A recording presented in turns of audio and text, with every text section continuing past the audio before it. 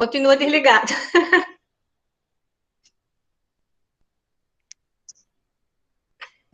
Ainda. Bom dia.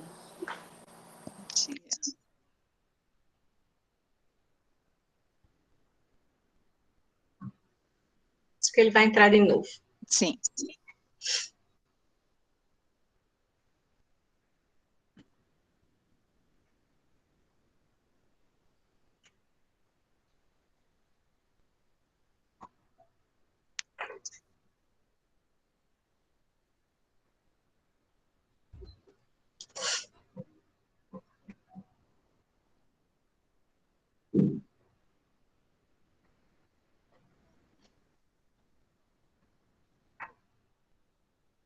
Bom dia, Selmi. Bom dia, Ângela. Bom dia, Silvia. Silvia, saudade das suas Bom aulas. dia, Hélida. Bom Bom dia. dia, Hélida. Bom dia, Bom dia, Hélida. Hélida. Obrigada.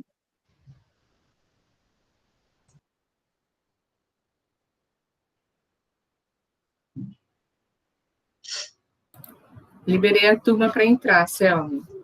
Joia. Obrigada. Então, bom. Bom dia, Edna. Bem-vinda. Bom dia. Oi, Ângela. você voltou. Só um minutinho, gente. Acho que a gente ainda não está ouvindo você. Não. Eu nem estou vendo também. Ele voltou, E agora? Agora. Pronto. Eu estava apertando o botão errado. Pronto, agora. Pronto. Bom dia, Bom dia. Bom dia a todos. Sejam muito Bom dia. muito ansiosos por esse momento. Bom dia. Né? Bom Professor, dia. eu sou Ângela, a coordenadora do curso de Psicologia, né? E é que assim, com muita alegria que recebemos hoje o senhor, né? O professor Antônio Quiné. Nós sabemos que o seu nome já dispensaria qualquer apresentação, pois você é um dos grandes autores, pensadores da psicanálise, não só no Brasil, como fora do Brasil. O professor Quiné é psicanalista, psiquiatra, doutor em filosofia e dramaturgo. Dentre os vários livros publicados, vou citar alguns: O Inconsciente Teatral, A Descoberta do Inconsciente, Édipo ao Pé da Letra, As Homossexualidades na Psicanálise, Psicose e Laço Social, e As 4+1 Condições de Análise. E o seu mais novo livro, A Política do Psicanalista, do Divã para a Polis, sobre o qual hoje teremos a honra de ouvi-lo falar um pouco. Quiné, desde já, nosso muito obrigada, em nome da Faculdade de Ciências Humanas Exuda, em nome do curso de Psicologia, pela sua disponibilidade. E, por favor, fique à vontade para começar. Nós vamos pedir desculpas ao senhor, porque nós vamos ter que fechar um pouco as câmeras, porque senão fica muito pesado e talvez percamos a qualidade. Mas estaremos aqui bastante atentos para ouvi-lo. Novamente, muito obrigada e, por favor, pode começar.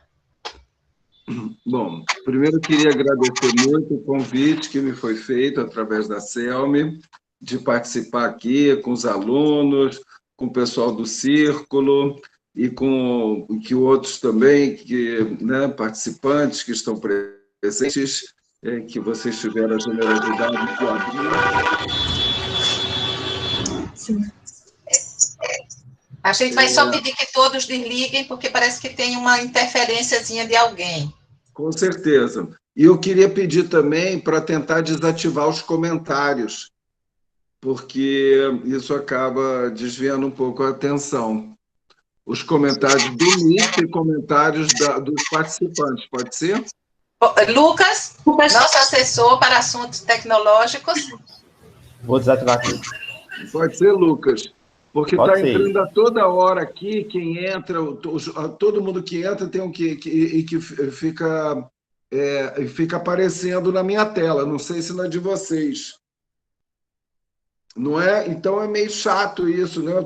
Tudo bem, a gente dá boas-vindas a quem está entrando, mas se puder desativar também, sabe, essa faixa preta, Lucas, que tem o nome dos participantes entrando, acho que os comentários já foram desativados. Mas essa não. Está vendo?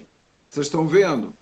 Olha, Harrison entrou, agora Ricardo dos Santos, né? Lúcia Maria da Silva Carneiro. Então, se for assim, a gente vai dando bom dia, boas-vindas a todo mundo e a gente não começa. Bom, mas então eu já vou começar enquanto o Lucas resolve essa questão técnica, tá? Então, eu queria agradecer muito e falar assim, que esse livro, para mim, ele tem um significado muito particular, porque eu acabei condensando aqui nesse livro várias ideias que eu já venho desenvolvendo há muitos anos, né?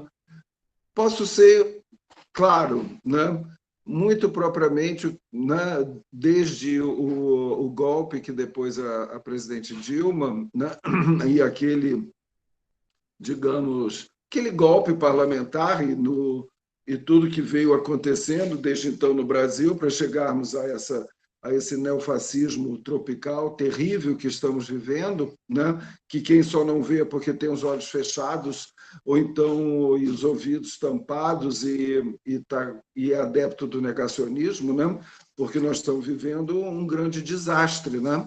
Um grande desastre democrático, ambiental, humanístico e mortal, né? Com esse número de mortes e tudo. Mas, então, o que, na verdade, eu queria começar a falar para vocês, né, é do posicionamento do psicanalista na polis, né? E que, então, esse meu livro, o que eu tento extrair são os conceitos da psicanálise e uma orientação da psicanálise que nos permita pensar não apenas o direcionamento do tratamento analítico que o analista faz, mas também como o posicionamento na sociedade. Eu coloquei logo no início do livro, logo no iniciozinho do livro, eu peguei uma citação do Lacan que eu acho bastante, como dizer, orientadora. Ele diz o seguinte: quando a psicanálise terá abaixado suas armas diante dos impasses crescentes de nossa civilização, entre parênteses, mal-estar que Freud pressentia, por quem elas serão retomadas? Essa frase, ela condensa muita coisa. Primeira coisa é que lembra que Freud ele se interessou muito pela civilização e a sua preocupação com a civilização, né, ao escrever os seus textos, eu diria 3 principais. Começa com Totem e Tabu, onde ele tenta mostrar que a nossa civilização não se distingue dos nossos mecanismos psíquicos, porque nossa civilização é feita por nós mesmos, né? Ou seja, que a lei simbólica que expressa no complexo de Édipo, né? A lei simbólica, que é uma lei que ele chama de interdição do incesto, né? Que é uma barreira ao gozo, ela está presente não apenas em cada sujeito, mas também na civilização, e que a lei é importante para a civilização, como também a lei de Totem e Tabu, os 2 principais outros textos, que são o mal-estar na civilização e o futuro de uma ilusão. Além de vários outros que vocês podem ver, Moisés e monoteísmo, a própria psicologia. Mais outro texto importante, digamos, de Freud e a civilização, é a psicologia das massas, onde ele previu impressionantemente o mecanismo do nazismo que ia logo acontecer e que o fez, né, perder muitos colegas, que foi um desastre para a psicanálise, né, na Europa, e que o fez se exilar em Londres, né, com o antissemitismo, né? Então, isso para dizer que se você escolhe ser psicanalista ou se interessa pela psicanálise, né, como um saber, mesmo sem ser psicanalista, né, tem elementos conceituais, interpretativos da psicanálise que nos permitem entender melhor a nossa sociedade. né? E entender melhor isso que Lacan está chamando aqui, os impasses da civilização, né? Então, a política do psicanalista, antes de tudo, eu queria deixar claro que o que eu estou chamando de política, eu estou chamando de psicanalista. A política do psicanalista é a sua atuação na polis. O que é a polis? É um termo que eu já venho utilizando, né, há algum tempo, há 5 anos, principalmente, né, que é uma referência grega, né, ao que é a cidade, a sociedade como cidade. Polis, ou a tradução direta seria cidade. Mas não é a cidade geográfica, tá? Com seus bairros, suas ruas, né? É a cidade no sentido dos laços sociais e das instituições que compõem uma cidade. Não é a cidade geográfica, é a cidade política, assim, no sentido do que é as relações de poder, do que são os laços sociais, das instituições, né? Das instituições não apenas concretas, mas simbólicas, também as crenças, né? E, então, isso é o que eu chamo, a polis, numa tradução lacaniana, eu chamo a cidade dos discursos. Tá? A cidade dos discursos, segundo Lacan, né? Isso é um termo que eu peguei lá de um trecho de Lacan, depois eu posso até falar qual, né? Mas que é uma expressão que eu gosto muito, porque os discursos para Lacan são os laços sociais. Então, a cidade dos discursos, a polis, é essa cidade entrelaçada pelos laços sociais. Tá? Esses laços sociais que Lacan, tomando o que Freud chama as profissões impossíveis, onde nós temos o governar e o educar como balizas fundamentais de toda a civilização. É necessário um governo e é necessário educar, transmitir, que Lacan vai chamar o discurso do mestre e o discurso do universitário. E tem os seus discursos em oposição a esses que fundam a civilização, absolutamente necessária, né? É necessário a gente ter lei, é necessário termos instituições, e é necessário termos respeito, hierarquias e tudo mais, né?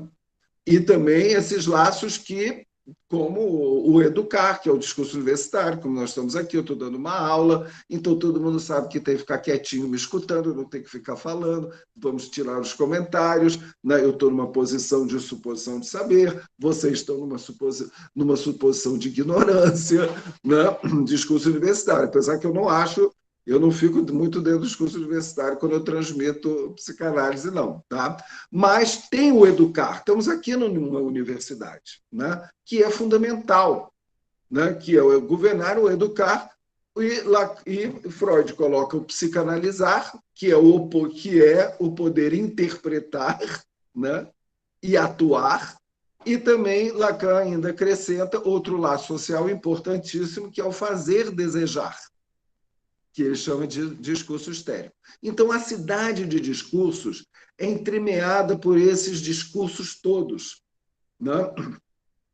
E tem os que estão fora dos discursos, como os psicóticos, ou então, como diz Lacan, as coisas do amor, está fora do discurso. Né? Amor, a gente sabe que não se enquadra em nada, né? Amor não aceita ser governado, não aceita ser educado, ele se faz desejar, mas escapa, e ele se faz psicanalizar, escapa também. Né? Então, amor está fora dos laços sociais, mas está dentro, né? Aí da cidade dos discursos. E os psicóticos também, que tentam, porque eles não têm a lei simbólica do nome do pai, tem também, mas estão aí entremeando, né, nos seus percursos, transcursos, né, como eu falo no meu livro Psicose e Laço Social, né, nas tentativas de laço social, eles entram no laço social, saem, circulam e tal. Bom, então é essa a cidade dos discursos, né, onde se encontra a política, evidentemente, e os partidos, né, e o governo, etc. Mas não é só isso, né? Né, tudo que é da ordem das crenças, dos templos, etc. e tal. E o que é o psicanalista que eu estou chamando aqui? Né? Por que eu não falei a política da psicanálise e falei a política do psicanalista? E aqui eu tomo uma indicação do próprio Heidegger, né? Em que ele usa esse termo da polis, né? Que é, segundo eles, que é né? Não é a cidade e o Estado, mas é o lugar. Esse lugar que eu falei, né, que é a cidade dos discursos, e o que são, e esse lugar, na verdade, o que ele diz? Ele pertence aos deuses, aos templos, aos sacerdotes, mas também às festas, além disso, né, que nós estamos falando, dos discursos, os pensadores, o rei, o conselho dos sábios, a assembleia do povo, o exército, a marinha, tudo isso é polis e tudo isso é político, porque é o exercício na polis. Tá? Então, política é o exercício nos laços sociais. Né? E o psicanalista, ele entra aí não como cidadão. É isso que eu quero propor da gente pensar, mas como psicanalista. O que quer dizer isso? Orientado pela psicanálise, que foi o saber que ele escolheu para orientar o seu ofício e dedicar boa parte da sua vida, do seu dia, a isso. Né? Quando ele não está no consultório, pode estar dando aula, ou então pode estar fazendo teatro, como eu, onde eu transmito também a psicanálise, ou pode estar fazendo, ou está num hospital, ou está em algum outro lugar, né, transmitindo a psicanálise. Né? Então, a minha referência aqui é o psicanalista com o seu ofício de psicanalista. Para ser mais preciso em termos lacanianos, é sustentar um dos laços sociais junto com os outros laços sociais. Qual? O que Lacan chama o discurso do analista. Sustentar o discurso do analista e tentar fazer com que ele fique presente e não ausente da cidade dos discursos na interlocução com outros discursos. Né? O discurso filosófico, o discurso da ciência, né, que estão aí dentro, e, eu diria, em oposição ao discurso que Lacan mostrou a partir de 74, que virou dominante na nossa civilização, que é uma corruptela do discurso do mestre, que é o discurso capitalista, né, que ele chama de discurso do capitalista, né? E que eu falo, né, bastante também no meu livro Psicose Laço Social, aqui também, né, em alguns capítulos, e que é um tipo de laço social que a psicanálise pode denunciar, não apenas, né, a filosofia, a sociologia, né, várias outras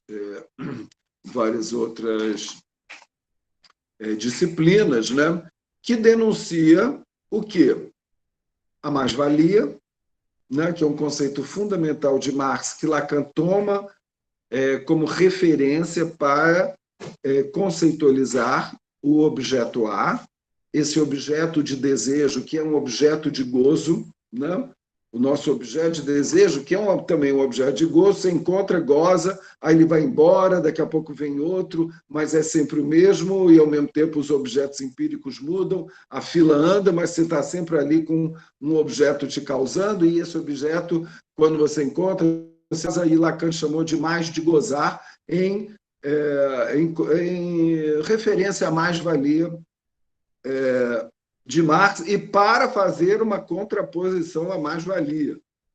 Né? E esse discurso capitalista, que domina hoje a nossa cidade dos discursos, né, ela faz crer que aquele objeto que você está louco para consumir é o seu objeto de desejo.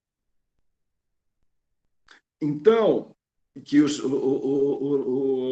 Lacan chama com o nome em inglês, né, chamando de gadgets, que a gente poderia chamar como, que eu diria em português, bugiganga, ou quinquilharia. Qualquer quinquilharia que vai desde o seu telefone celular, a um sapato, a uma bolsa, a uma louça, a um talher, a um cinto, a um carro, entende? São tudo bugigangas que vêm fazer você crer que são objetos do seu desejo, né? E transforma o sujeito em consumidor e o torna um inadimplente, porque isso não tem fim, né? Bom, então é nesse panorama, né? Não preciso falar muito sobre isso, porque eu acho que todo mundo vive isso de uma forma, né? E que não causa satisfação nenhuma, se satisfaz, ai, que bom, comprei aquilo. Aí já estou querendo aquilo outro. Aí você já vai. Ah, não, mas pintou aquilo. Aí você já vai. Aí vem e 1000 anúncios de te propondo coisas e que você vai, acha que, né, vai consumir, vai se satisfazer, se satisfaz um pouco e aí já quer mais. Ou seja, só vai gerar o que Lacan chama a falta a gozar, né? E que é totalmente diferente da perspectiva política da psicanálise.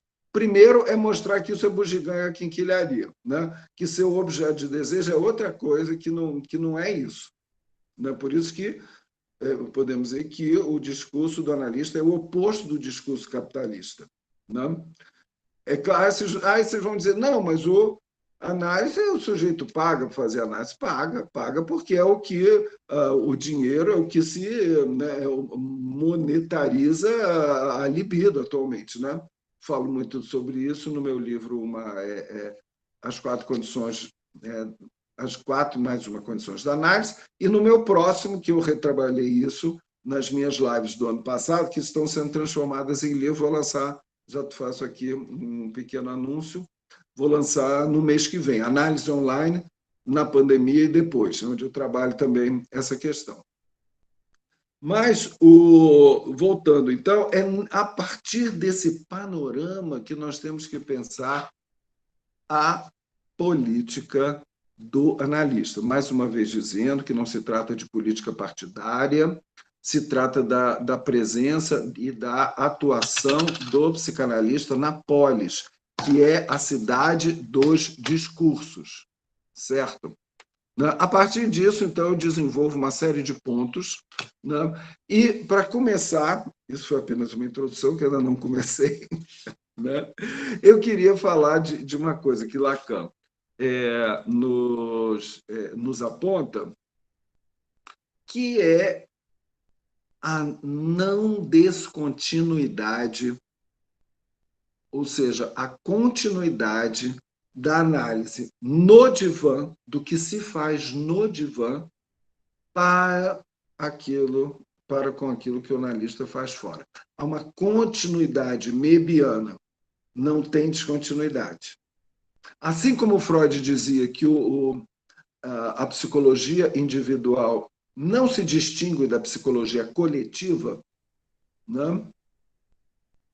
Lacan diz que a psicanálise em intenção, que é a que se pratica no divã, está em continuidade com a psicanálise em extensão. A psicanálise em extensão é o que estamos fazendo aqui. É a transmissão da psicanálise. Né? E a intenção, com S, não com C cedilha, intenção e extensão, só para dar uma pequena referência, para quem não souber, são conceitos da lógica de conjunto, do conjunto. A intenção é a definição. A definição da psicanálise, o que é? É aquela que se pratica no divã. Aquilo é a definição. Mas eu posso estender esse conceito para o que seria uma aplicação da psicanálise fora também, que é a psicanálise em extensão. Então, intenção e extensão estão mebianamente juntos, não tem descontinuidade. Então, nesse sentido, né, eu queria já falar da própria proposta do meu livro, que eu sou do tipo que gosto de livro. Não sei se vocês gostam, eu gosto do livro físico, gosto de folhear, gosto de anotar, eu acho o livro um objeto bonito, e eu estou completamente contra essa corrente de que o livro deve acabar e só ter e-book. Né? Então, por isso que, inclusive, eu criei uma editora com livros bonitos, bacanas e significativos, onde cada detalhe é importante. E o detalhe que não é um detalhe é esta capa aqui, que vocês estão vendo. Olha aqui, ó. Olha aqui, tá vendo? Olha só, eu escolhi esse quadro, esse detalhe do quadro de uma pintora chamada Sônia Borges, amiga minha, né? E coloquei aqui, olha, vê se vocês veem aqui, uma moldura nele. Então, isso aqui, com uma portinhola, eu coloquei aqui até um verniz para mostrar que é um vidro, que isto aqui é a janela do consultório do psicanalista, que ele vê a polis, que ele vê a cidade. Eu olhei para esse quadro e eu vi ali uma janela e vi a cidade. Aqui, olha os prédios. Claro que é uma pintura abstrata, né? A gente pode ver o que quer. Então, eu vi isso, eu vi uma janela. E aí peguei uma moldura do Magritte e coloquei aqui para mostrar mais especificamente que é uma janela. Por quê? Porque o divã, está escrito aqui, não sei se está em espelho ao contrário, vocês estão vendo? O divã é uma janela para a polis. E aí, olha só, eu escolho o quadro para fazer parte da capa, e aí depois ela fica tão assim, emocionada e gostou tanto que ela me deu o quadro. Então, eu pus o quadro aqui, ó, na minha sala. Então, temos o livro e o quadro, e eu estou dentro do quadro, dentro, né? Dentro aí dessa continuidade de psicanálise, intenção e extensão. E aqui eu coloco que a polis comparece no divã. Né? Poderia falar muito sobre isso, do que os analisantes trazem sobre o que anda acontecendo, mas já queria dizer o seguinte, tá? Não é esse, né? Eu falo no último capítulo, eu falo sobre a pandemia, né? Eu chego a isso, né? Falando pandemia entre o desamparo e o negacionismo, né? Que nos coloca diante do desamparo. E o que tem acontecido, que é uma loucura, eu acho que vocês devem estar sentindo aí também no Nordeste, como nós aqui no Sudeste, né? Um número enorme de demandas de análise. Enorme.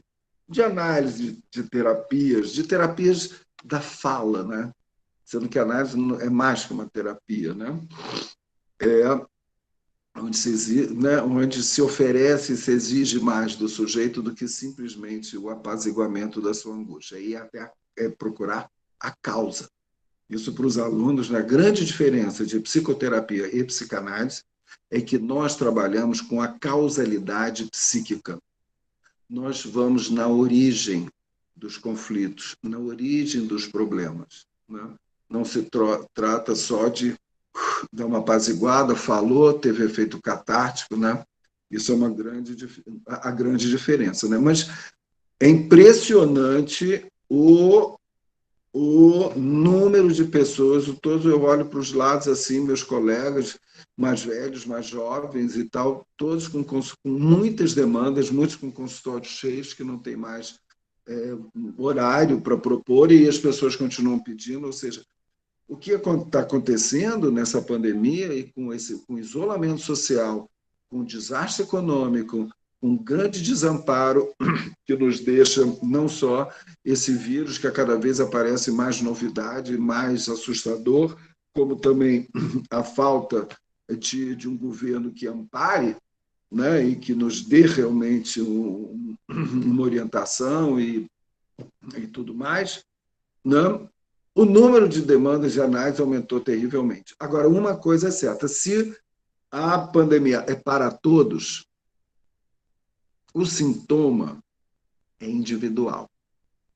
Aonde vai bater para cada um em seu conflito é singular e individual. Por isso que não é possível nós generalizarmos, né, as questões, o que é a pandemia é isso ou é aquilo. Não, ela vai se singularizar para cada pessoa, né? E isso é importante, né, que a gente fique atento a isso, né? Então, voltando aqui a essa questão, né, isso é para mostrar como a polis, né, é uma coisa mais ou menos evidente, né? Quando eu falo assim, gente, isso é tão evidente, por que eu estou falando sobre isso, né? Dessa continuidade, né? Que o divã é uma janela para a polis e que a polis comparece no divã. É óbvio, né? Basta, né, a gente comentar sobre isso. Mas, então, o que eu trago, né, nesse livro é essa continuidade. e vou tomar das diversas etapas do ensino de Lacan as orientações políticas. Então, esses 3 primeiros capítulos parecem um pouco difíceis para quem não está muito acostumado, porque, né, com a linguagem lacaniana e com a teoria lacaniana, que eu vou meio me aprofundar e, né, em cada etapa do ensino do Lacan e extrair a tática, a estratégia e a política que podem orientar o psicanalista. Né? Depois eu falo sobre os frontes do psicanalista, vou voltar a isso. Aí depois eu falo sobre os laços sociais mesmo, onde eu vou mostrar, né, com Lacan que a partir de Freud, o que ele diz? A sociedade exige a renúncia pulsional. Não adianta.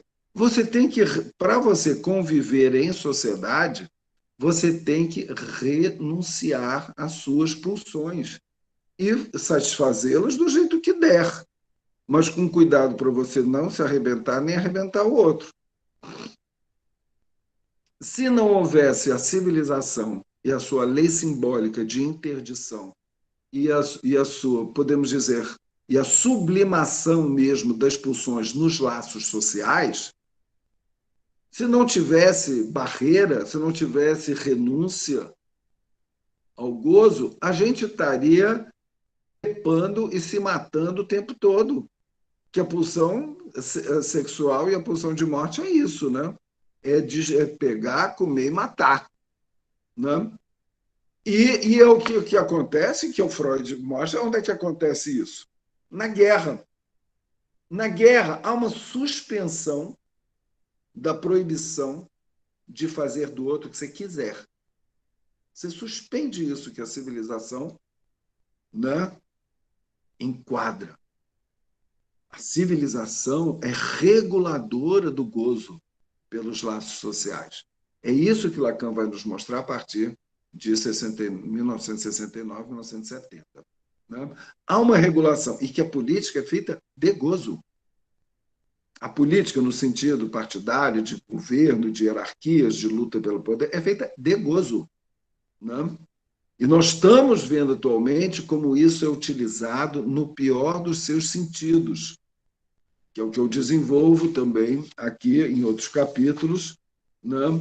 Com as paixões mortíferas do ser, que são utilizadas na política. Principalmente uma que eu aponto, que eu acho que vocês vão conseguir entender rapidinho, que é o que eu chamo do ignoródio. O ignoródio é a conjunção de 2 paixões, o ódio e a ignorância. Mas que não é paixão. A ignorância é uma paixão. Pois não é que Lacan, ele dispôs, assim, ele fala assim, existem 3 paixões do homem. O amor, o ódio e a ignorância. Sim, porque nós somos apaixonados pela ignorância.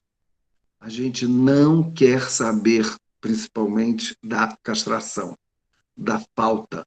A gente não quer saber que a realidade não é conforme os nossos sonhos e nossos desejos. Nós temos essa paixão que nos ferra, vamos dizer assim, que é a paixão da ignorância, né? E que é você não querer saber. Aliás, Lacan define o que é o recalque. O recalque é: não quero nem saber. Quero nem saber. Aí que faz? Você esquece, vai ficando lá no fundo do inconsciente e depois isso vai pipocando em sintoma, em angústia, em tudo quanto é coisa, né? Nós sabemos, né? Então não adianta negar.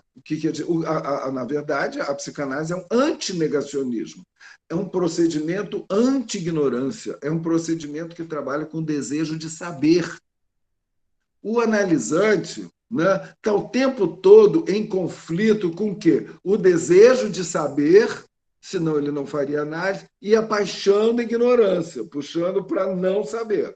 É esse o conflito. A gente não quer saber e quer saber, não quer saber, fica apaixonado por isso, mas tem o desejo de saber. Né? Não há psicanálise sem desejo de saber. Se uma pessoa começa a vir a psicoterapia e você quer transformar numa psicanálise se ela não quer saber, eu só quero acabar com isso que está acontecendo comigo? Ela não vai ficar 2 sessões. Ela vai para um psiquiatra e vai pedir remédio para PUFT. Vamos acabar com isso, de uma vez por todas. Pronto. O que adianta? Nada. Ela vai para um remédio, vai para outro, vai para outro, vai para outro, vai para outro, né? E chega, como eu costumo dizer, e chega no analista de novo, polimedicado, como um politraumatizado, né? Porque aquilo vai pipocando. Então, isso, né, da paixão da ignorância, ela é estrutural. Assim como o amor e como o ódio. Lacan, a partir do Seminário 20, desenvolveu o que ele chama do enamoródio, né, mostrando a conjunção do amor e do ódio, que Freud já tinha falado da ambivalência, né, do homem, do sujeito em relação ao objeto de amor. Ele ama e odeia, né? Mas aí eu estou trazendo o ignoródio, que é essa ignorância, e também o ódio. O ódio. E se você junta ignorância com ódio, nós temos o ódio à castração, porque você não quer saber, não só a paixão de ignorar a castração, ignorar a falta, como ódio da diferença. Então, tudo que não é espelho, eu vou odiar, eu vou objetalizar, eu vou desumanizar, perseguir e matar. Daí o discurso fascista utiliza essas 2 armas, a paixão da ignorância e o estímulo do ódio contra o outro. Quem não é igual não merece nada, é o ódio a diferença, né? Então, o ignoródio, né, pode vir a ser, e nós estamos vendo, né, como é utilizado como arma política, como estratégia, né? Como estratégia política. Na paixão da ignorância, na vertente da paixão da ignorância, a gente vê o anti-intelectualismo, né, o ataque à ciência, o ataque ao saber, o desmérito das universidades, o desmérito aos pesquisadores, né? E o ódio, a incitação, né, desde na campanha, vamos metralhar, petralhada, né? Até o que eu considero que é essa guerra biológica que está sendo perpetrada contra a população brasileira, utilizando a arma do coronavírus, que caiu como uma luva por esse tipo de projeto, né? Então, o ignoródio, né, que eu mostro aqui como as paixões mortíferas do ser, né? Mas vamos voltar a o que eu chamo as políticas da psicanálise. Eu sei que é muita informação,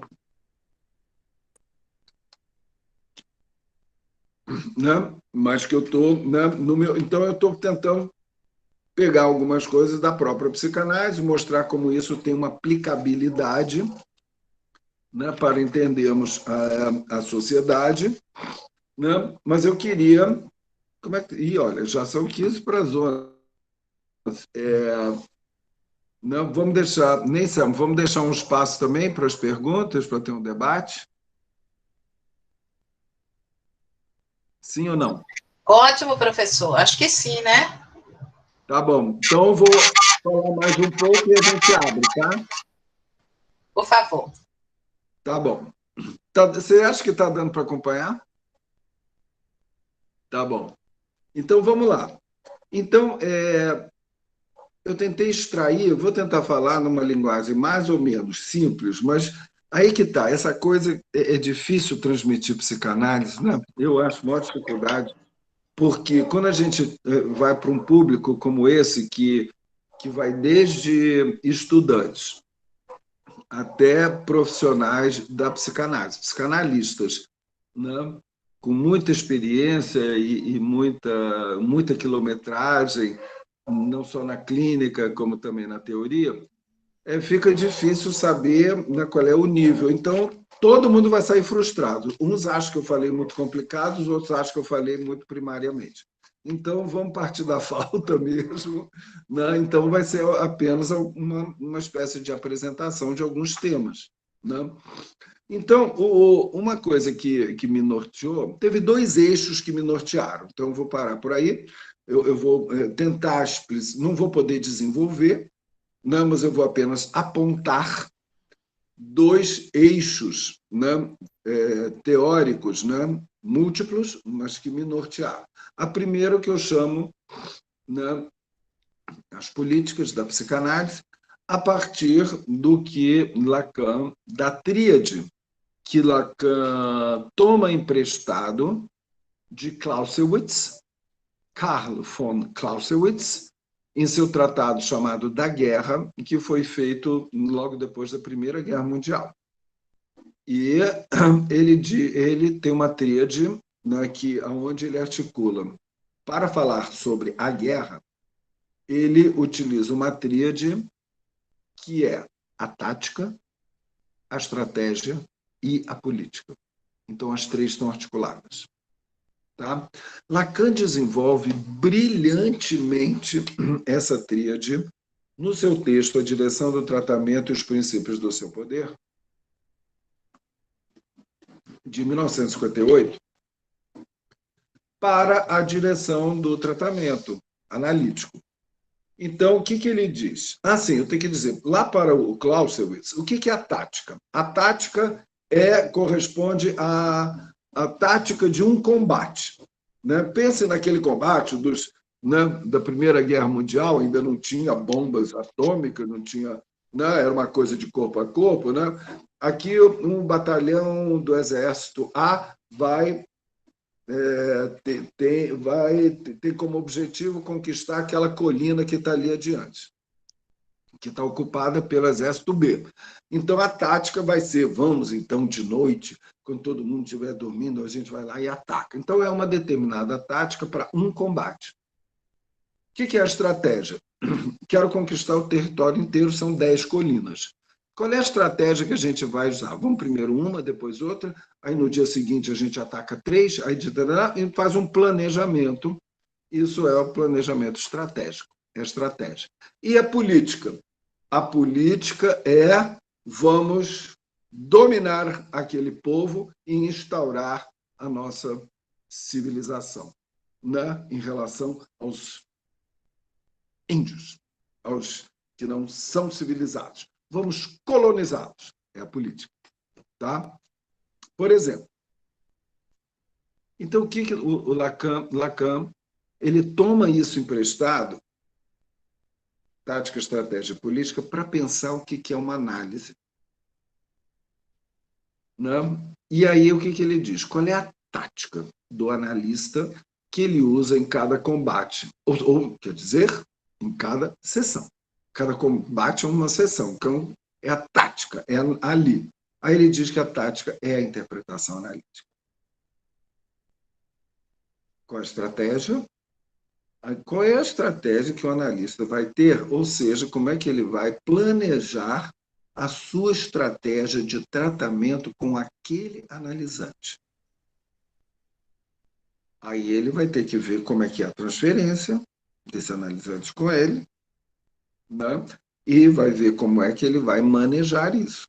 Então, a estratégia do analista é o manejo da transferência. E a política? O que ele diz? A política é a falta a ser. Como pensar isso? A falta a ser equivale à castração, que o sujeito tem uma falta de ser, que o sujeito é barrado, mas o outro é barrado também. O outro é faltante, o outro falta. Então, o analista ele tem que... Então, diante dessa tríade, a política rege a estratégia e a tática. A estratégia rege a tática. Então, a tática tem que estar submetida à estratégia e à política. Então, para você interpretar, você tem que saber que você está interpretando na transferência e que você tem que visar a política da falta a ser, fazer com que o sujeito, entende, desimaginarize a sua completude e que ele encare a sua falta. E, de preferência, como saldo da análise, que a falta que faz sofrer, que dói, seja transformada na falta constitutiva do desejo. E para de doer. Não? Porque não há desejo sem falta. Então, a falta, a política da falta é a política do desejo. Porque o desejo é marcado pela falta. Né? Então, o desejo como aquilo que te move. Então, é a política da falta ser que é orientada, então, né, pelo desejo. E saber que nenhum objeto vai te completar. Freud, Beabá, primeiro ano primário. Tá? O objeto falta. Né? Freud, 1900, interpretação dos sonhos. Então, Lacan está sendo super freudiano nesse sentido. Né? A falta ser é a orientação da castração. Entende? O analista não é tudo aquilo que o paciente acha, não, porque ele também está idealizando. Ele não é pai, ele não é pai que protege, ele não é mãe que nutre, ele não é suficientemente bom. Né? É o manejo do analista que vai estar sempre apontando para a falta como constitutiva, né, do desejo. Então, nós temos isso como uma orientação. A gente pode pegar isso também como uma orientação do analista na polis, de sustentar que há a falta, que não vem nada completar, entende? Que não tem bem-aventurança de um outro divino que vai resolver tudo para as outras pessoas, né? E que tem uma série de, né? Como o Freud fala, né? O futuro de uma ilusão, ele é a desilusão, né? A desilusão que tem um outro aí que vai né, te prover em tudo, né? Que tem a questão da falta, que é aí fundamental. Né? Aí, lá mais adiante, né, no seu ensino, né, como eu já evoquei, né, Lacan, a partir de 69 e 70, no seu seminário O Avesso da Psicanálise, ele traz o campo do gozo e os discursos como laços sociais. Até então, quando Lacan, tem que dar uma geral assim, em termos da obra de Lacan começa a psicanálise mostrando que a psicanálise está inserida onde? No campo da linguagem. E que a sua função principal no tratamento analítico é utilizar a função da fala.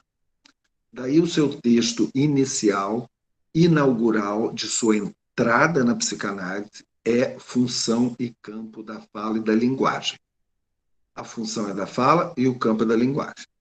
A partir desse momento, então, do seminário O Avesso da Psicanálise, 69 e 70, ele dá um passo além e diz, não é o campo da linguagem, não. O campo é do gozo.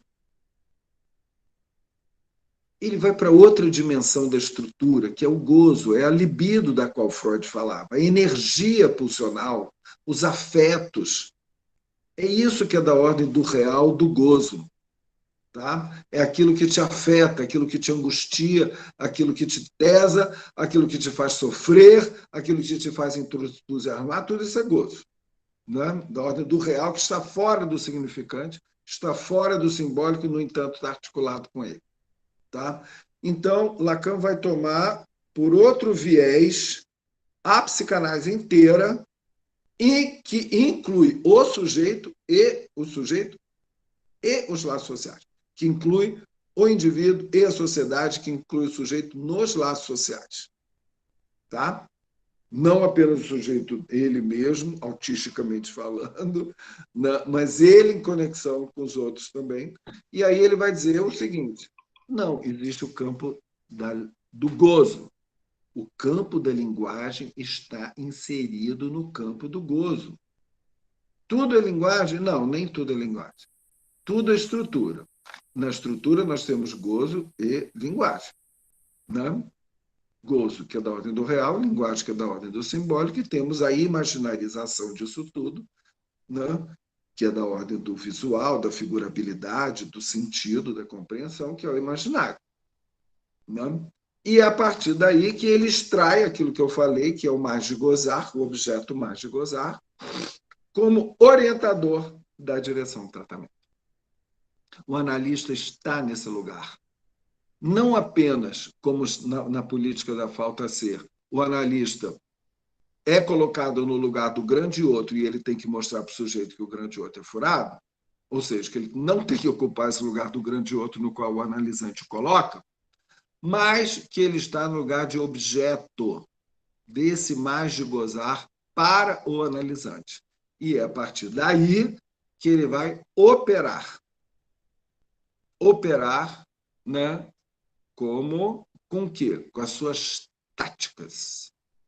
A tática é a interpretação? É. Mas tem algo mais do que a interpretação, que é o ato. Porque tem ato que está no campo da linguagem e que não tem fala. Interrupção de uma sessão, por exemplo, é um ato interpretativo, mas que não tem fala. Então, o ato é aquilo que funda um fato, que funda um evento. E Lacan vai, né? Ele já tinha feito um seminário sobre o ato analítico e aquele a parte da função. Por isso que eu digo, aí, nesse momento, nós temos o quê? Função e campo do ato e do gozo.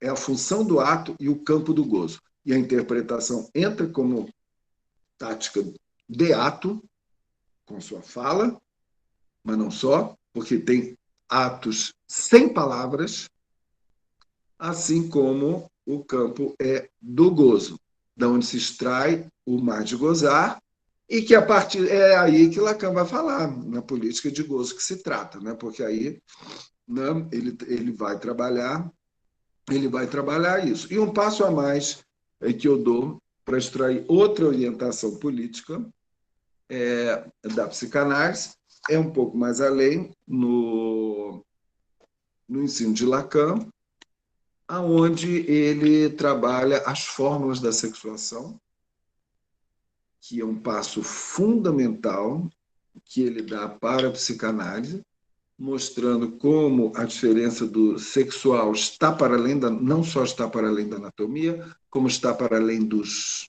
gêneros, né? E ele dá um avanço em relação a Freud.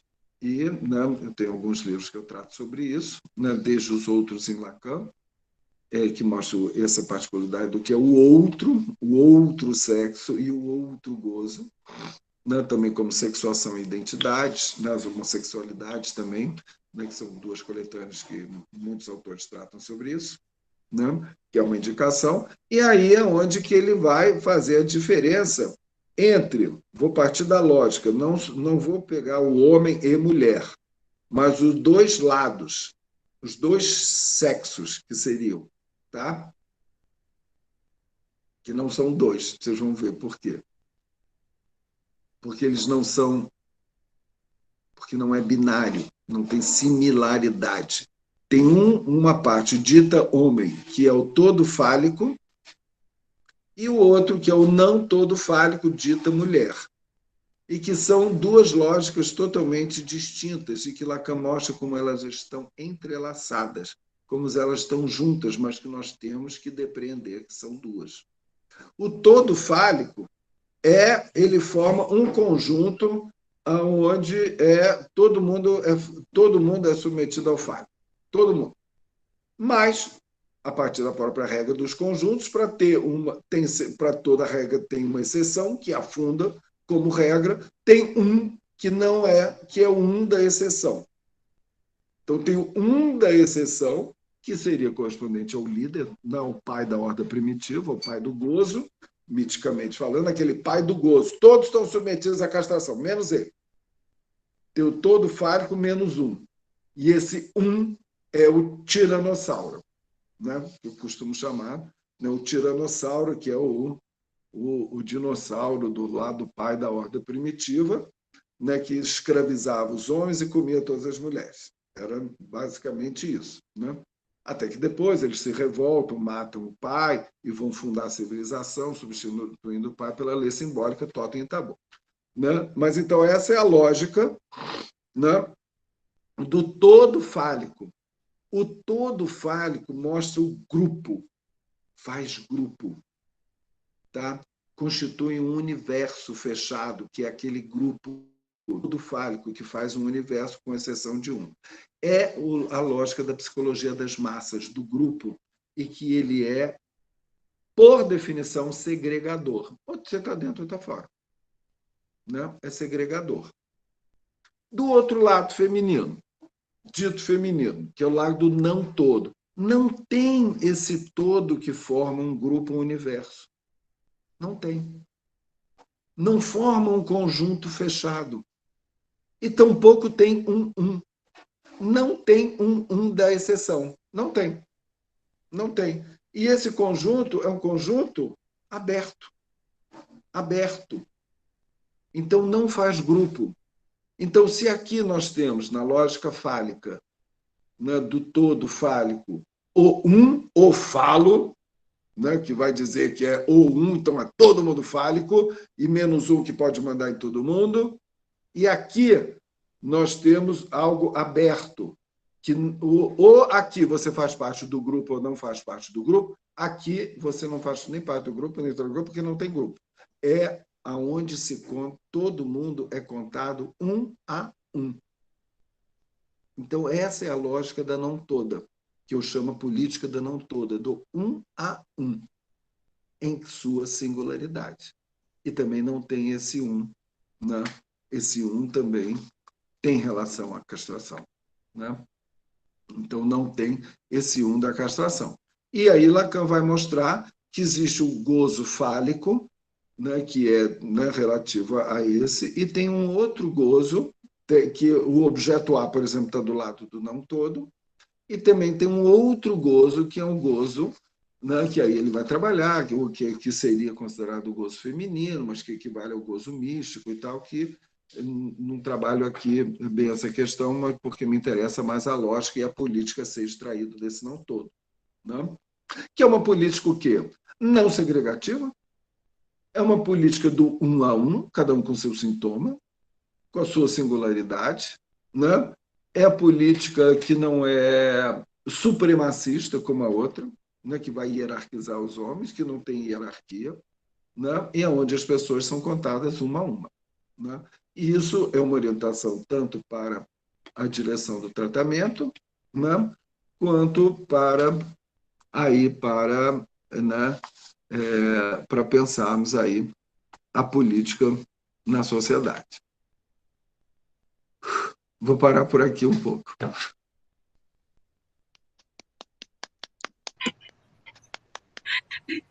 Muito obrigada, Quiné. Eu vou aproveitar, já vou fazer uma pergunta aí, depois vou abrir para o pessoal. Pedir desculpa que faltou luz aqui, viu, gente? Eu saí e voltei, pedir desculpa aqui, né? Essa política que você fala, a gente pode... Só, professor, algumas pessoas que saíram, que a gente ficou vendo, houve uma falta de energia em vários pontos da cidade. Eu recebi várias mensagens de alunos, eu saí, não consigo voltar, e sem energia, então foi o que aconteceu. A gente não sabe por quê, mas são coisas que acontecem. Essa política, a forma como você separa, assim, né, o não todo, o fálico, a gente podia, assim, de uma forma mais superficial, essa seria a política da mulher, entre aspas, porque está no campo da mulher. A gente ontem, nós da clínica, né, a gente se reuniu ontem para fazer um pré-quiné, ficamos tentando circular aqui um pouco algumas coisas do livro, né, então talvez algumas pessoas tenham aí algumas questões, né. Eu só queria fazer assim, lançar isso para a gente poder pensar um pouquinho. Eu sei que a gente combinou, não foi que nem assim, 1 hora, talvez 1h15 e tudo, né, então a gente nem teria muito tempo para isso, mas se alguém quiser fazer um comentário, uma pergunta, acho que ainda dá tempo, né? Sim, Selmi, eu acho que as mulheres são as grandes representantes, digamos, dessa lógica da não toda, né? Os homens, né, como os homens nós temos esse penduricalho que nos faz imaginariamente estarmos mais agarrados à lógica fálica, né? É mais difícil. Mas essa lógica é para ambos os sexos, né? Essa lógica está aí, é para o ser humano. Entende? Não há analista, homem ou mulher, que faça uma análise que não passe pelo outro lado. Tá entendendo? Como é que o analista tem afinidade com o anão toda, não é com todo fálico, não, né? Porque tudo que é da ordem da criação, da novidade, vai vir de alguma coisa que está aberta, do universo aberto, né? Da singularidade. Uhum. Então, por exemplo, eu acho que um bom exemplo assim, na nossa sociedade, né, foi o movimento Ele Não, que foi feito pelas mulheres. Ele não é muito bom, porque é ele não tem o ele, não tem o um, é ele não, é barrado também. Né? Uhum. Então, acho que é um bom exemplo disso que você está falando. Okay.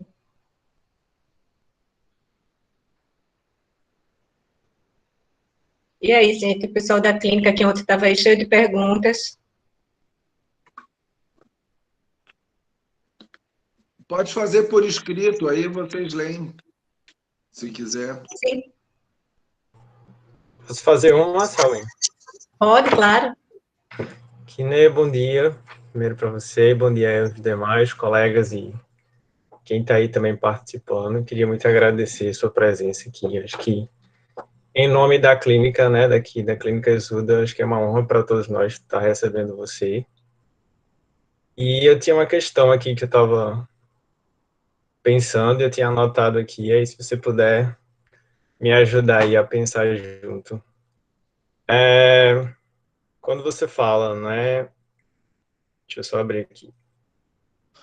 Quando você comenta, né, na verdade, sobre a política do falta ser de Lacan, nem me apresentei, né, meu nome é João Vitor, desculpa. Sou psicólogo clínico da Exuda. E aí, quando você fala sobre essa política do falta ser de Lacan, que seria uma associação, né, do mais-valia de Marx, você introduz a política do mais de gozar que circula pela polis, que você bem falou que seria essa cidade dos discursos, né? Agora, quando você fala sobre esse falta gozar que está aí também inserido, né, dentro dessa polis, norteado aí, pelo meu conceito, esse grande outro, que seria esse discurso capitalista, né?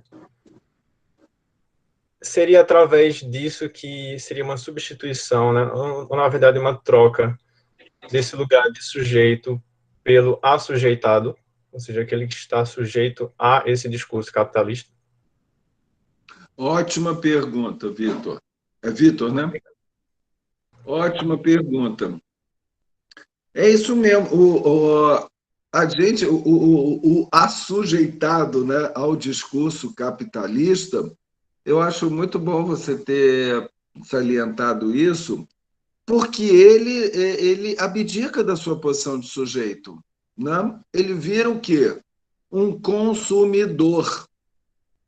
E consumidor, né, é a falta dele, que é constitutiva do desejo, vai ser a falta do último iPhone, a falta de não sei o quê, entende? Ele vai sofrer porque não tem um tênis. Isso começa desde muito cedo, né? Então, então vai ligado a esse assujeitamento, né? A esse discurso, né? Concordo totalmente, é isso mesmo. Ok, obrigado. É você abdicar da sua posição de sujeito, que é faltante, que você vai ter que correr atrás, entende? E lidar com a sua falta, né? É isso mesmo. Obrigado. Eu vi que alguém tinha levantado a mão, mas eu não consegui ler o nome da pessoa. Então, quem foi, quiser falar, por favor.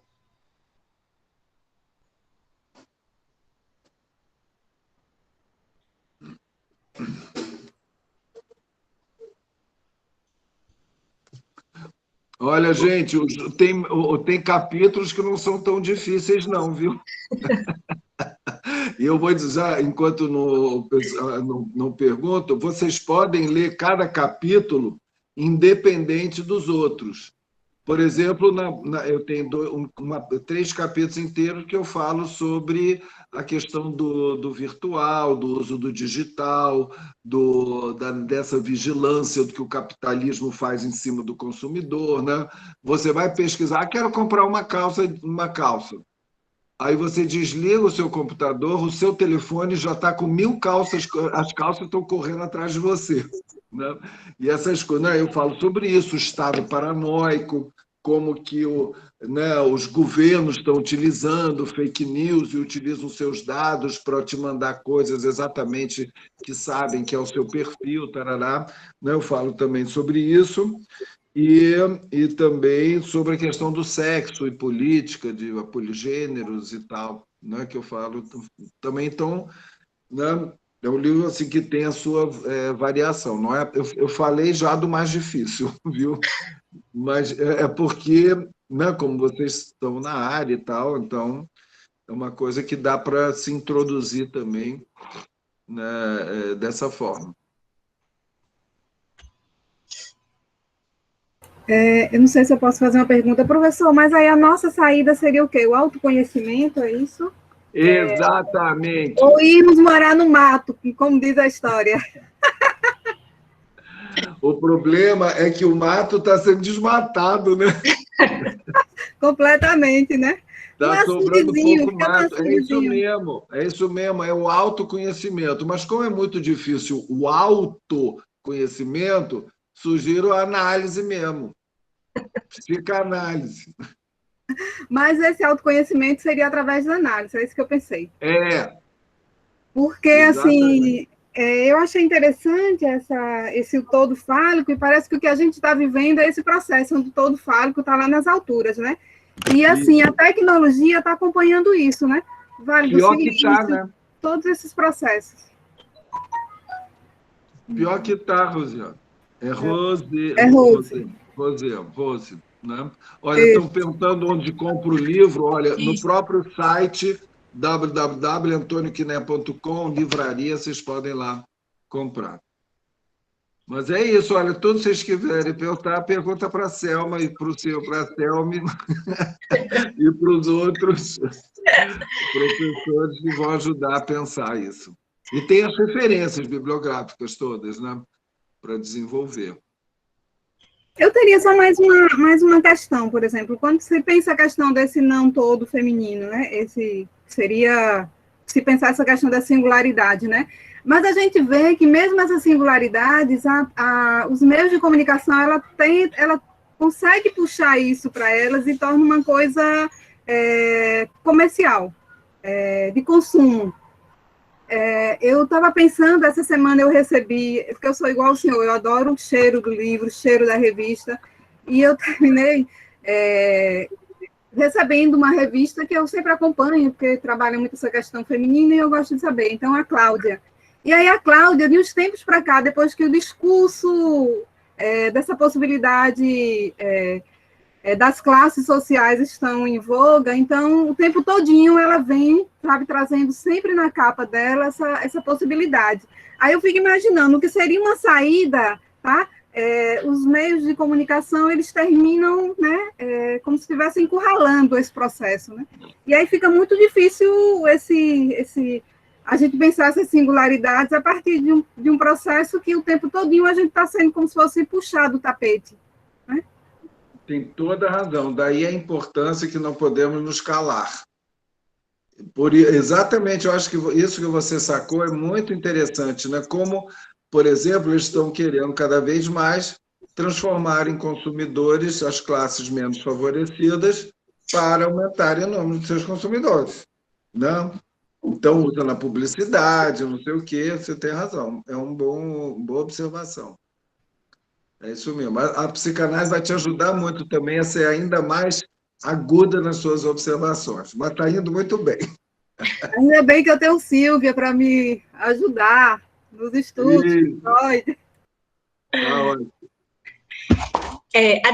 Adriana levantou a mão, né? Não estou vendo aqui, mas eu vi a mãozinha levantada. Quer falar?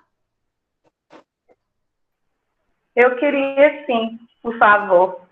O professor Quiné, O que você Aparece pensa? aí, aparece aí ou ainda está de camisola? Não estou bem vestida, não, mas eu já estou com a câmera. Ah, agora sim. Ah, bom, bastava passar um batom, pronto. Tudo bom, senhor? Tudo bem?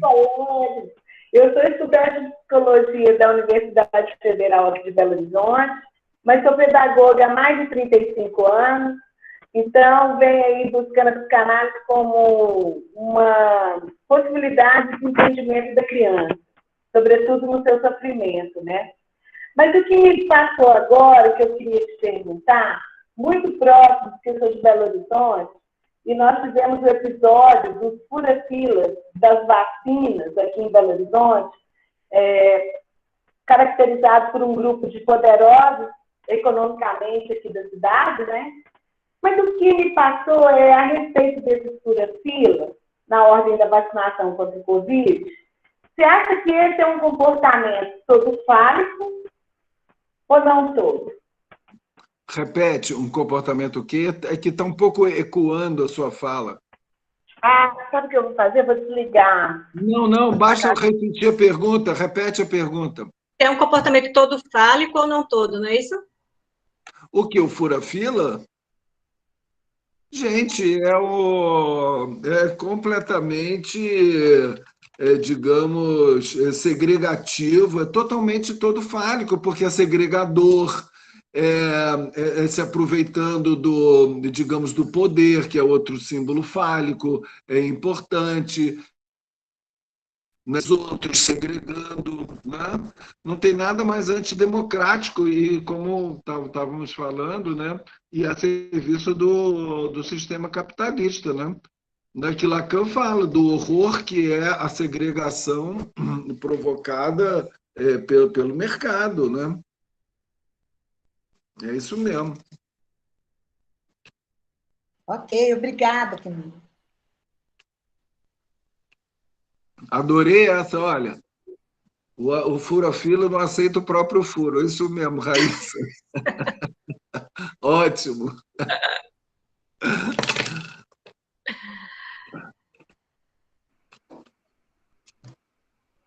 Gente, alguém tem mais alguma questão?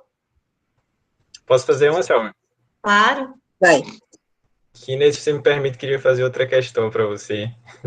É porque a gente, né, eu e Selmy, a gente faz parte, né, do projeto Incubador aqui em Recife, na Clínica Exuda, e a gente estava conversando muito, né, sobre o seu livro ontem, e aí surgiram algumas questões e eu queria trazer outra aqui. Quando você fala, né, sobre essas paixões mortíferas do ser, né, onde haveria a ideia que não há, por exemplo, na escolha do pior, né, quando você fala aí sobre essa questão. Não haveria, né, uma admiração, mas sim uma espécie de paixão, né? Na verdade, um fascínio. Acho que em alguma dos seus comentários você acaba trazendo esse fascínio que aí faz uma analogia justamente com dá origem ao fascismo, que é justamente isso que a gente vem vivendo aqui, né, nesses últimos tempos. E aí eu queria perguntar para você, né, como é que você vê essa questão desse fascínio que se instala dentro muito, né, desses discursos populistas, porque a gente vê que esse não é um fenômeno só aqui do Brasil, né? Houveram outros países que também aderiram a esse fascínio. E aí eu queria saber um pouco mais sobre você, sobre essa questão. Bom, eu precisaria de umas 2 horas para responder. Mas a pergunta é super interessante, Vitor, muito importante. Para responder, assim, psicanaliticamente, né, dentro daquilo que eu desenvolvo no livro, dentro do que a gente está falando, é o seguinte: é claro que esse fascínio e a escolha por um líder, né, um líder que fascina, né, Freud mostrou que esse líder ele é colocado no ideal do eu. Então tem o fascínio da idealização. E que Freud chega a comparar mesmo, que coloca no lugar de um pai. Então, o salvador da pátria, o Messias, entende? Tem sabe, vai aí nesse lugar desse líder que vai resolver tudo, né? Lembra da propaganda da campanha presidencial? Anticorrupção, imagina, né? Logo que se descobriu da família e a ligação com milícias e tudo, né? Bom, só não via também quem queria, né? Mas já estava tudo lá. E aí, então tem esse lado do fascínio, assim, pela idealização, porque o sujeito, cada um, isso que Freud fala, vai colocar esse líder no lugar do ideal do eu, que é um herdeiro do narcisismo, né, dos pais e não sei o quê, que você admira. Só que tem uma outra forma de constituição da massa, que é você encontrar um inimigo comum. Um inimigo comum, então as pessoas se reúnem porque tem um inimigo comum a quem odeia. Então, a escolha do pior, né, desse que se encontra aí, usurpando a presidência, né, usurpando não, foi eleito, mas está usurpando, né, nesse sentido do poder, dos horrores que ele vem fazendo, ele usa as duas táticas, não só está ali, mas também ele vai arranjando a cada vez inimigos, entende? E a horda selvagem de seus seguidores vai ficando cada vez mais fascinada por ele. Então perde-se o raciocínio lógico, releia a Psicologia das Massas de Freud, eu cito algumas vezes aqui no meu livro. O Freud mostra como a massa é burra, a massa não quer saber, a massa, entende, segue que nem gado, a massa é odienta, ela não sei o quê. Pense numa torcida de time de futebol que sai enlouquecida, arrebentando tudo, entende? Porque ali não tem o líder. Qual é o líder? O líder é um significante mestre, que é o clube, né, que faz todo mundo se unir ali. Aí, de repente, o time opositor vira um inimigo mortal. Aí vai com toda aquela paixão de ódio, né? Então, eu acho que a conjunção das duas formas de constituição da massa. É a massa formada a partir da liderança e a massa formada a partir da exclusão, da exclusão de um que se torna um inimigo comum. E aí é explosivo, né? Aí é isso, né? Gostei muito desse deslizamento significante que você fez, do fascínio ao fascismo. É isso aí. Obrigado. O professor Antônio, tem um aluno que está sem áudio e ele faz a seguinte pergunta: o que pensarmos de colegas que sugerem que clínicas e escolas são prioridade de imunização enquanto profissionais de saúde? Seria uma tentativa de furar a fila ou procede? Repete. O que pensarmos de colegas que sugerem que clínicas e escolas são prioridade de imunização enquanto profissionais de saúde? Seria uma tentativa de furar a fila ou procede? Olha, aí, quer dizer, se nós formos ver, né, é difícil a gente estabelecer o que... Não acho que seja furar fila você discutir quais são as prioridades. Eu acho que no Estado democrático de direito, é importante que a sociedade possa discutir, né, as prioridades. Né? Será que, né, professor não é prioridade? Né? Eu fico pensando, né, do meu humilde posicionamento como cidadão, né, que eu fico pensando, né, que é o mais óbvio, são pessoas que têm contato, né, que os professores todos deveriam ser prioridade, assim como também caixas de supermercado, como cobradores de ônibus, como motoristas de ônibus, também a gente tem que pensar que seriam, né, pessoas que estão, né, em contato aí, né? Então, o mais importante seria, né, de acelerar e muito, né? Isso, né? Se você vê que tem países que já está mais da metade da população vacinada, você vê que, entende? A gente entra na lógica da prioridade, mas deveria ser vacina para todos já. Tá entendendo? Não devia ser esse gota a gota para as pessoas ficarem se brigando quem é prioridade, não sei o quê. Poxa, tenho amigos que têm filhos com síndrome de Down que só agora, daí em julho, vão finalmente ser considerados, entende? Sabe? Que entram em comorbidade. É horrível, né? A situação atual nos obriga a ficar pensando em questões de prioridade, quando devia ser, ó, gente, para todo mundo, tá, tudo bem, vamos ver, pessoal que tem contato, sei o que, vai na frente, mas, sabe, eu acho que é vacina para todos, né? É isso aí. Gente, eu acho que a hora já está adiantada, né? Porque a gente tinha previsto aqui, né? Acho que a gente vai precisar encerrar. Eu sei que ainda tem, assim, algumas mãozinhas levantadas, tudo, mas depois a gente vê alguma forma, talvez, dessas perguntas chegarem aí aqui, né? Se ele tem como responder, ou se ele volta, ou Para mim, eu tenho compromisso daqui a pouco. Isso, nossa hora já está, né? Então, eu vou encerrar. Queria mais uma vez agradecer a todo mundo da casa e fora da casa que veio aqui assistir Quiné com a gente, e agradecer a Quiné, claro, né, que se disponibilizou a conversar aqui com a gente, né, e claro que a gente teria, assim, uma série de outras coisas, mas sempre fica faltando, né, não dá para ser tudo, né? Isso. Fica faltando e vai estimular o desejo de saber. Exatamente. Então, a gente encerra. Muito obrigada. Obrigada, Quiné. Obrigada a vocês todos que vieram aqui.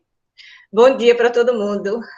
Bom dia, obrigado. Tchau, obrigada. Prazer, hein? Bom dia, adorei. bom dia. Obrigado, Quiné. Obrigado a todos. Obrigado, Théo. Obrigado. Obrigada também, né? Da universidade, do círculo.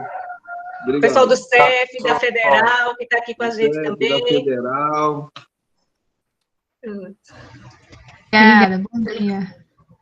Tchau, gente. Vamos lá. Tchau. Obrigada.